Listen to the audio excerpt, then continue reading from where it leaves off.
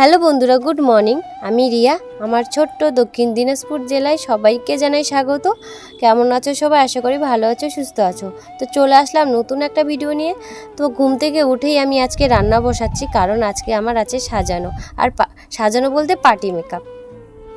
তো তাড়াহুড়ো করে ঘুম থেকে উঠেই আমি রান্নাটা বসিয়ে দিয়েছি, আর মা বাসন মেজে দিয়েছে, ঘর দুয়ার মুছা হয়ে গেছে।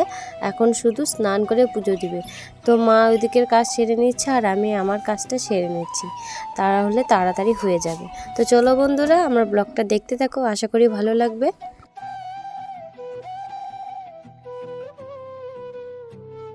তো এখন আমি রান্না করব আলু সিদ্ধ ভাত আর পাট শাকের ঝোল। তো তাড়াহুড়ো করে এটাই রান্না করব, এটা শর্টকাট, তাড়াতাড়ি হয়ে যায়। তারপর রান্না করে খাওয়া দাওয়া করে আবার দোকানে যেতে হবে। আমার একটা কার্ল মেশিন আছে, সেটা আমার নষ্ট হয়ে গেছে, জানি না কেন হচ্ছে না। কালকে আমার শাস্তি এসেছিলো, তখন দেখছি কেন যেন লাইট আসে না ওই মেশিনটায়। তো ওটা এখন যাব দোকানে নিয়ে, তো জানি না ঠিক হবে কি না। তো পাট শাকগুলো তো আমি বোটাগুলো ছিঁড়ে নিয়েছি, এখন আমি বটি দিয়ে ভালো করে ঝুরু ঝুরু করে কেটে নেব, তাহলে খেতে ভালো লাগবে। আর এই পাট শাকগুলো একটু পুরো হয়ে গেছে, খেতে মনে হয় ভালো লাগবে না।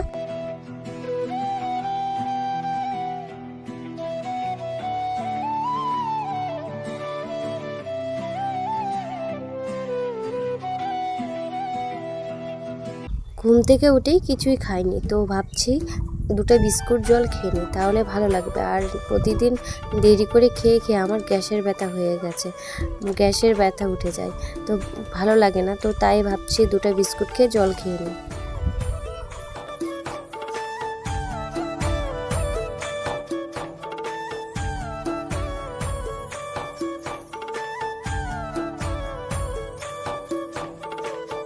তো বিস্কুটগুলো কেন জানি না পিঁপড়ে ধরে গেছে, তো প্যাকেট থেকে খুলিনি, সেই জন্য মনে হয় বুঝতে পারছি না। তো কিছু বিস্কুট ভেঙে গেছে, তো সেই ছোট ছোট বিস্কুটগুলোই খেয়ে নেব।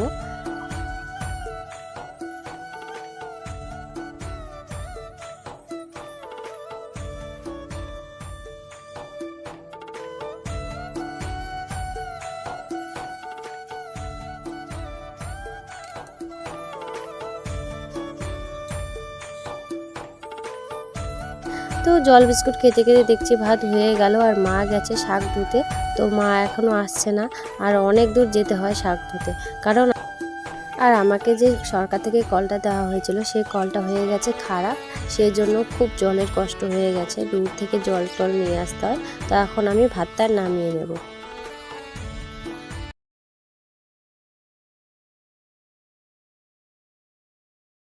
তো বন্ধুরা, আমার রান্না হয়ে গেছে, দেখো আলু সিদ্ধ মেখে নিয়েছে, ভাত আর পাট শাকের ঝোল দেখো তোমাদের দেখাই।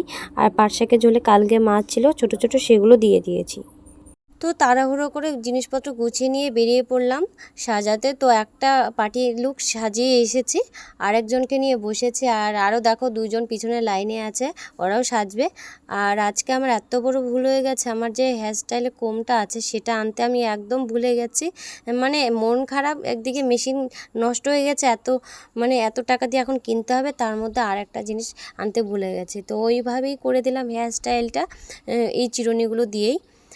আর আজকের বিয়েটা হচ্ছে আত্মীয়ের মধ্যে, আমার কাকিমার ভাইয়ের ছেলের বিয়ে, তো সেখানেই যাব, আমাদেরও ইনভাইট আছে। আর তো মেকআপ করা হয়ে গেছে, এখন আমি হেয়ার স্টাইল করছি। আর দেখো ওদেরকে আমি একা একাই বেস্টটা করতে দিয়েছি, বলে বলে দিচ্ছি, ওরা একা একাই করছে, কারণ অনেক রাত্রি হয়ে গেছে, দেরি হয়ে যাবে তার জন্য। তারপর দেখো ফাইনাল লুক কেমন লাগছে বন্ধুরা, অবশ্যই কিন্তু কমেন্টে জানাবে।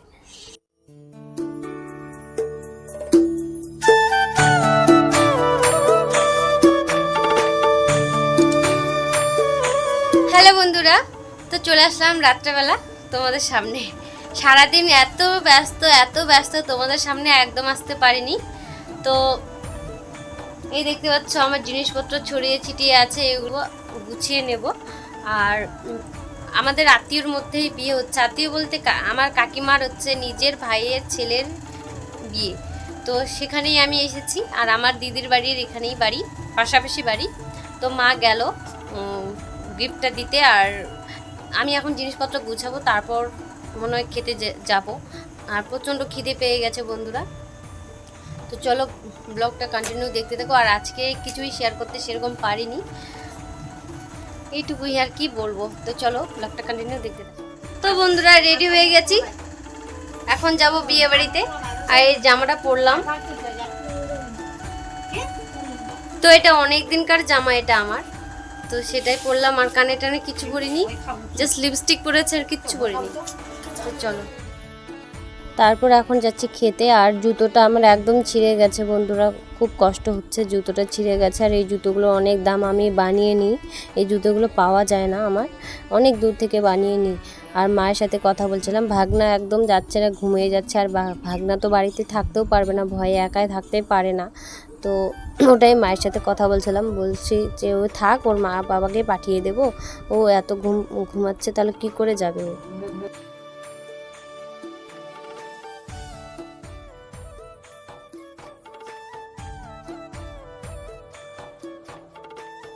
এখন বাজে রাত্রি 12টা, আর এটাই হলো লাস্ট ব্যাচ। তো এত রাতে আমি কিছুই খেতে পারিনি, আমার খিদে একদম মরে গেছে, কখন খিদে পেয়েছিল। তো এই দেখো আমার দিদি আবার এখানে এসেছিলো, তো তোমাদের ফাইনাল লুকটা দেখিয়ে দিই, কেমন লাগছে আমার দিদিকে কমেন্টে কিন্তু অবশ্যই জানাবে বন্ধুরা। আর তোমাদের কমেন্ট আমার খুব ভালো লাগে, তোমরা অনেক অনেক কমেন্ট করো। আর প্লিজ প্লিজ আমার পাশে থেকো, আমাকে সাপোর্ট করো, তোমাদের সাপোর্টের খুব খুব দরকার। তো আজকের ব্লগটা আমি এখানেই এন্ড করছি, ভালো লাগলে লাইক কমেন্ট শেয়ার করো, প্লিজ প্লিজ আমার পাশে থেকো বন্ধুরা, তোমাদের সাপোর্টের খুব খুব দরকার। আর এখন যাচ্ছি আমি দিদির বাড়িতে, ওখানেই থাকবো। আর মাও এসেছে, ফিরে আসছি আগামীকাল নতুন একটা ভিডিও নিয়ে।